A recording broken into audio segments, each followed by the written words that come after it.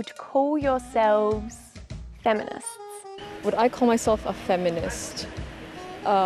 If feminism means to advocate for equal rights between both genders, then yes, I would consider myself a feminist. By that definition that I gave, I would be a feminist, yes.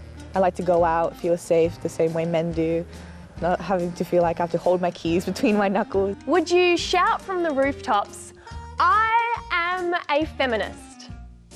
Or is there something stopping you? There are definitely some negative stereotypes. When people say feminist, they hear that word and think, oh, women who just want to be better than men.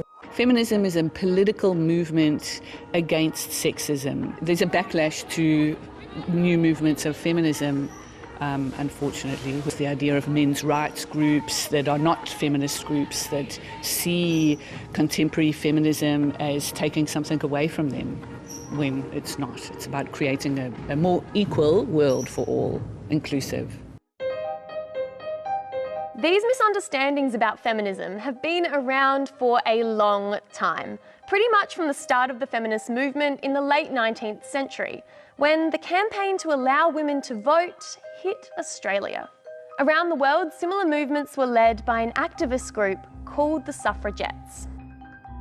At this point in history, women had a very small amount of independence, and that was all taken away from them as soon as they got married. After they tied the knot, women weren't allowed to keep working. They weren't allowed to own property or easily file for divorce or maintain custody of their children or have any financial independence. In 1902, Australia became just the second nation in the world to allow women to vote and run for Parliament. Thanks to this first wave of feminism, women could now elect women who could create laws for women.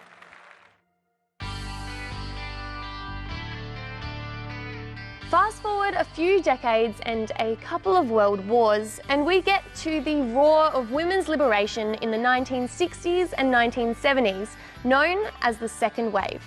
In the early 60s, a little thing called the contraceptive pill came on the market in Australia, which meant women no longer had to choose between a career and having a relationship or a family. So, they went to work. There was more awareness about reproductive rights in general, about violence against women and sexual harassment in the workforce, and some of the most celebrated female writers that we still study today came into the spotlight. And now, in 2023, we can vote. We can hold jobs even after we're married. We can get divorced, run for Parliament. We can drink in bars, own houses. We've got the pill, the Sex Discrimination Act. We've had a female Prime Minister and her misogyny speech. I will not be lectured about sexism and misogyny by this man. We play footy and cricket and any other sport we want. We've had Me Too and March for Justice. It's all progress. So, do we still need feminism? Yes, I still think that feminism is still required. There's still an idea of women being objectified nowadays. So there's always that lingering fear as a woman to walk around alone. We definitely still need feminism, absolutely. We don't live in an equal world. We don't live in a world where women and gender diverse people are safe. The Brittany Higgins case and Grace Tame are really important for people around Australia, not just women, not just gender diverse people, around Australia, to take a look at the country and think, hold on a minute, we might not be as equal as we thought. Feminism is very much needed today. Aboriginal women experience sexism and other forms of oppression more often because of the way that race and gender intersect. That's a very good point. Before we go any further, I want to draw your attention to something. These movements that led us here have been almost exclusive to white women. Feminism worldwide hasn't always been inclusive of First Nations women, black women or women of colour.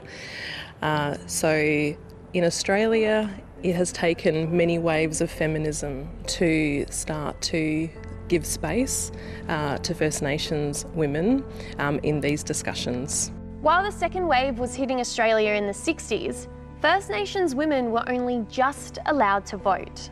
When we look at feminism today, there's a word that helps us describe this inequality between women. It's called intersectionality. Intersectionality describes the way that multiple systems of oppression can impact one person as an individual.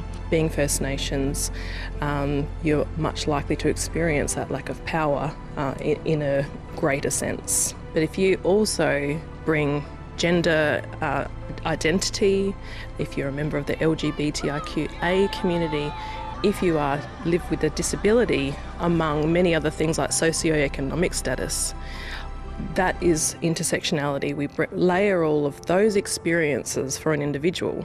So we just need to look at domestic violence, for example, to show that Aboriginal women are disproportionately impacted and affected by domestic violence in Australia. In fact, they are 33 times more likely to be hospitalised. It's really critical to understand where power intersects with racism and sexism in those spaces. There's clearly still a lot of work to do for everyone. We should all be feminists. We should be anti-racist feminists that are inclusive and aware of inequalities. Men can be feminists too. Calling people out for sexist behaviour is hard, but we can all do it. I think all young people need to understand feminism under the modern lens, push away some of those messages that have been sent about the negative implications of feminism, and really start to understand that it is just a space to create equality for all.